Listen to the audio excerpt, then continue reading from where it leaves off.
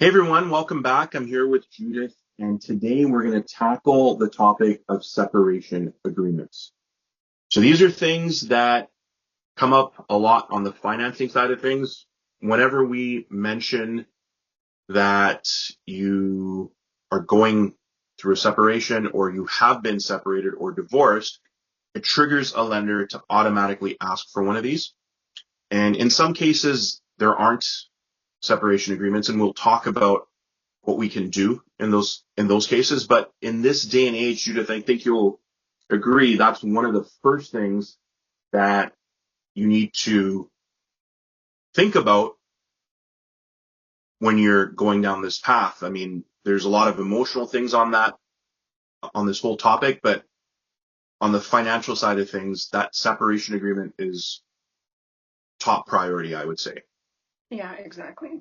I mean, if you're looking at selling your home, definitely that's the first question I asked is do you have a separation agreement? A separation agreement is an agreement that you draft up with a lawyer, and that kind of tells you like where who gets custody of the children, how debts are going to be divided, how assets are going to be divided, how your home is going to be divided.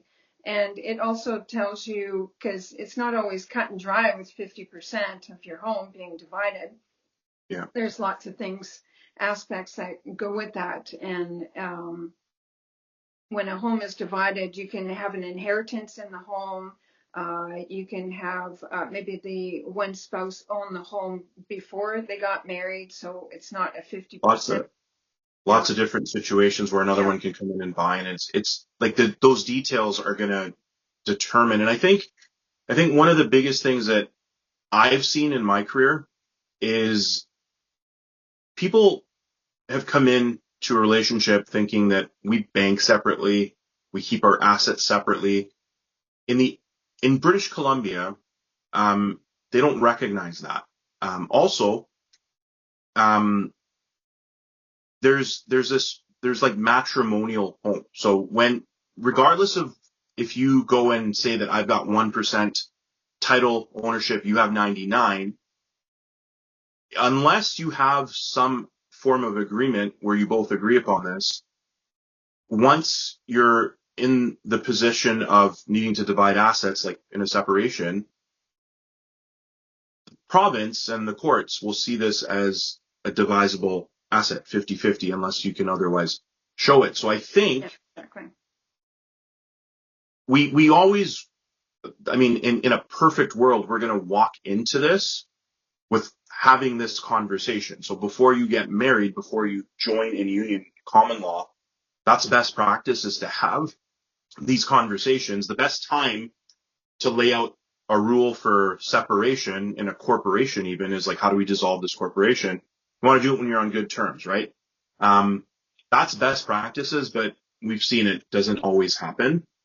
And it's interesting because you mentioned, and this triggered a thought about how two parties, you go to a lawyer to have the separation written up.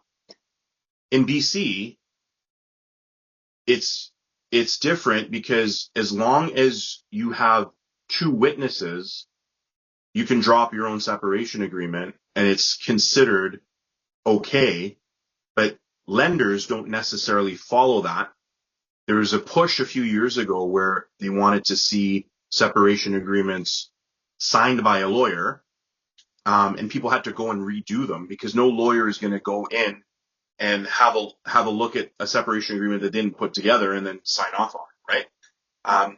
I've noticed of recent time we've had less pushback on that. They're accepting more of these double witnessed agreements again. But I think again, best practices is to visit a lawyer, because I think the concern from a lending perspective is that unless it's binding with a lawyer, one of the parties can come back, and it doesn't matter how long, they can come back and renegotiate. They have that I mean, ability, right? I mean, with separation agreements, I mean, you can draft it yourself, or if you guys don't get, I mean, get along somewhat, you can also go to a justice counselor, which Okay. they'll put it together for you. because you can't handle the lawyer fees, and you can at the end just go to a lawyer and just get it signed. So it's Like a lot. notarized, basically. Yeah, Yeah, yeah. fair enough. Have you had experiences where when you're trying to get financing, there was one of the one of the forms of an agreement was unacceptable, and you had to go through this, or have you come across that?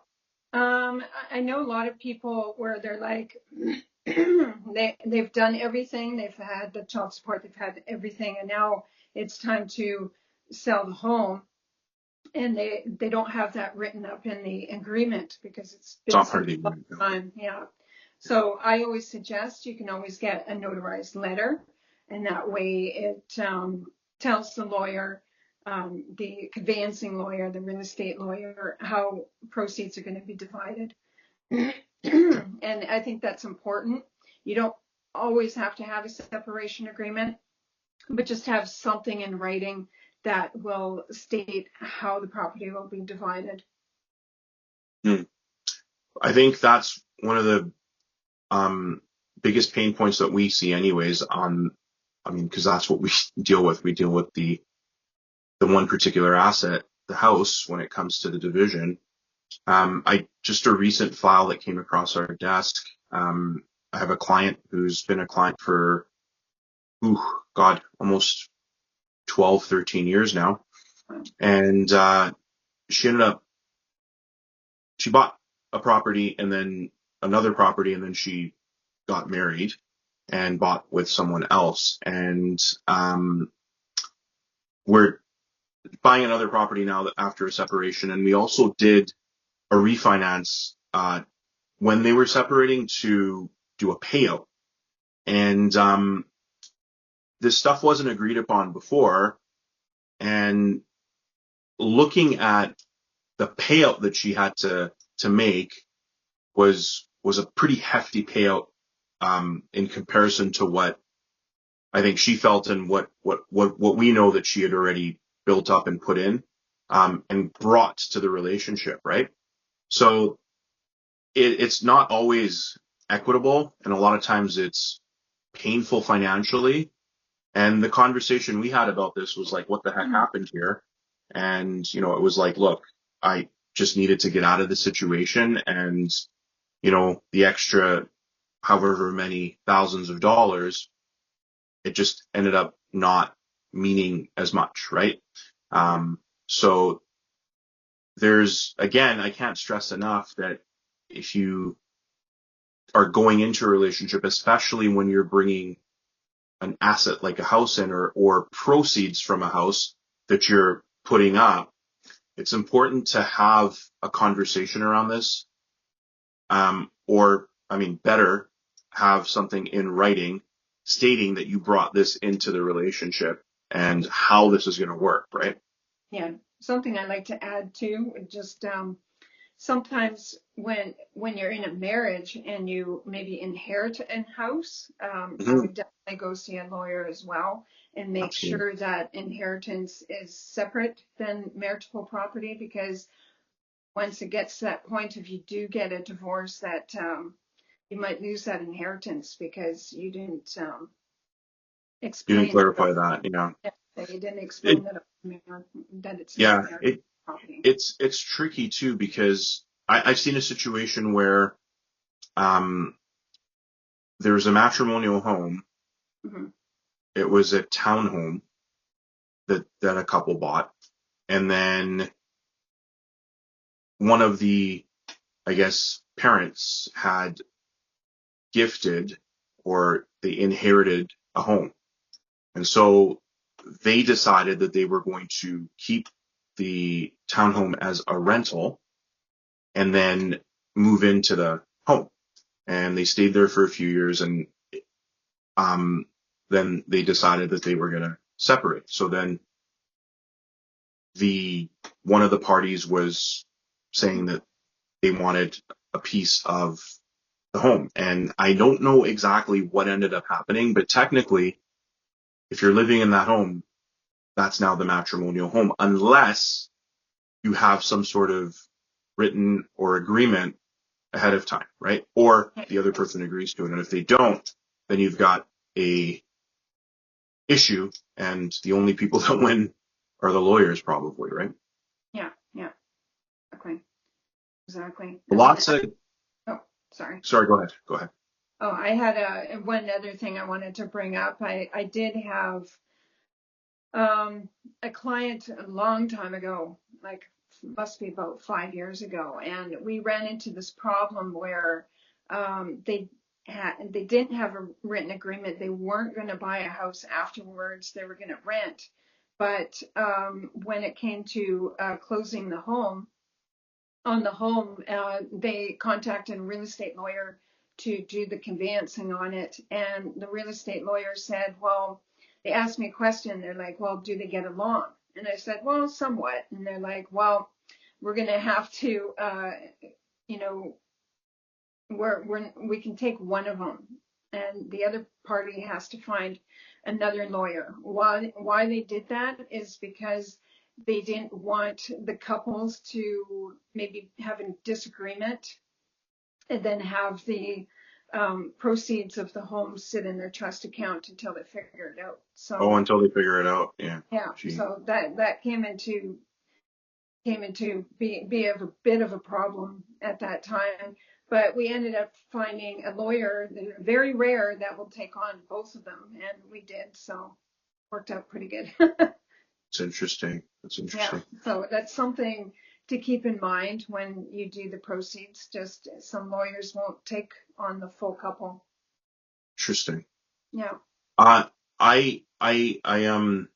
just when you were talking, it triggered a story that just came to my mind as well. I think that a lot of times from a lender perspective, they will if you have a situation where, let's say you're in your 40s now and you were in your early 20s and you got married and there was no separation agreement, you were together for like a year or something like that, they will take what's called a statutory declaration, meaning you signing in front of a lawyer, swearing on an affidavit, essentially, that's what it is, that you don't owe any alimony or there's no spousal support or whatever, and there's no property involved or anything like that. And also, if you're in like your 70s or 60s and you're whatever it is, and you've got adult children that are not dependent and there's no spousal support, I think lenders will likely be okay with a stat deck as well.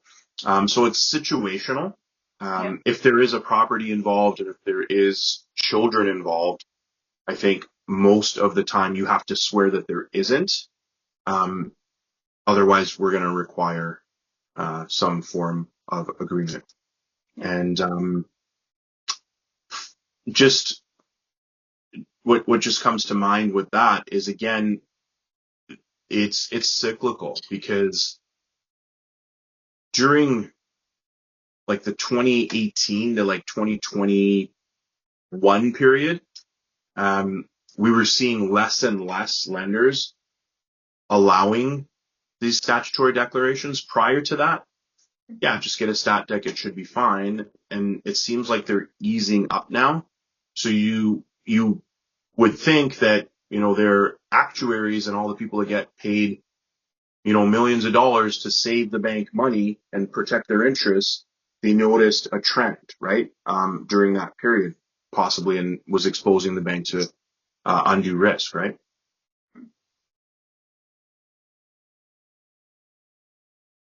Oh, are you still there? Yeah, I'm still here. Okay, gotcha. I just saw something pop up on the screen, and it said you're muted, so it looks like you're good. Yeah, okay. Yeah, I haven't touched it. So yeah, I mean, this is a topic that's can be really involved. There's not really any cookie cutter answer, but I think that one thing I do want to ask you is, in terms of like, there's common law, and then there's marriage, and then there's separations, and then there's divorces, right? So what's the biggest distinction between, if there is one, a separation agreement and a divorce agreement? Well, I mean, in a separation agreement and divorce decree, it's about the same It's a thing. I mean, divorce decree, right? decree, yeah. Well, it's a divorce decree and separation agreement. Well, the separation agreement, I mean, you can have any kind of agreement. Just make sure that, I mean, it's important to have an agreement because you want everything laid out of what's going on and how things are being split up. Like you said earlier, it's like a business that you're dissolving. So have Mhm. everything in writing. Very important. And I think that with a divorce decree, that's filed, right? It's filed with the, is it provincial or It's federal? It's yes. provincial. So Yeah. it'd be filed with the court. Does that make it more final, or because It is the because if you have a separation agreement and say there's things involved like abuse or just a really nasty divorce, it's best to have it filed in the provincial court. You can do it in the Supreme Court, but provincial court's faster. And then if some things come up like your spouse is not paying the child support, you can go to family maintenance with that being filed in the court so system. there's So, yeah, there's recourse yeah, versus okay, yeah, fair enough. exactly. So any other FAQs or should ask questions that you think viewers out there that are either interested in the topic or going through this should ask or frequently ask? Um, I mean, yeah, I mean, just like a separation agreement, when you go to sell a home, you'd have it all in written as well. So if you're showing a home, who's showing the home, who's taking care of that, who's on title, things like that. Also, where the proceeds are going, make sure you go see a lawyer and make sure that everybody's getting their fair cut. If there's an inheritance involved, if there's a prenup involved, if there's, I mean, even a third party. I had it where I had a client where there's three people on title. There was the spouse, the other spouse, and there was a mother that were all on title. So you have to make sure everybody's getting divided from there as well. Divided So equally, yeah, yeah. yeah. I think it started So as a buyout, but I think they ended up selling it afterwards. interesting. Yeah. So I think, I mean, So have it the all in written, have it all written out. It's just easier. And it the will, na- the natural segue, maybe this will be our next topic, is the actual buying out of an asset as opposed to and comparing it to a sale. But something just to follow up on what you were saying about the um, having it all in writing. Now, yeah. do you feel, in your experience, and is this like an absolute, or is this a yes or no, or is it depends? I think it might be it depends. Do they need to go and hire a lawyer right away?